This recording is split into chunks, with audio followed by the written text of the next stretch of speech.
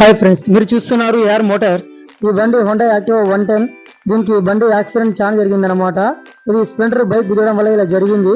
దీన్ని చూడండి, మొత్తం ఫోర్క్ అనేది మొత్తం బెండ్ అయిపోయింది అనమాట. వీడు మొత్తం చూడండి ఎంత కిందికి పోయిందో, బెండ్ అయిపోయింది. దీనికి మొత్తం ఫ్రంట్ వైజర్ కానీ ఫ్రంట్ బాడీ కవర్ మొత్తం డ్యామేజ్ జరిగింది. అండ్ ఫ్రంట్ మరగడు మొత్తం డ్యామేజ్ జరిగింది అనమాట. చూడండి, దీనికి మాత్రం చాసి అయితే కొద్ది కూడా బెండ్ లేదనమాట. ఓన్లీ ఫ్రంట్ బాడీ మాత్రం ఫ్రంట్ మాత్రం దాదాపు 90% మొత్తం డ్యామేజ్ జరిగింది అనమాట. బండి అయితే ఈ విధంగా ఉంది ఫ్రెండ్స్.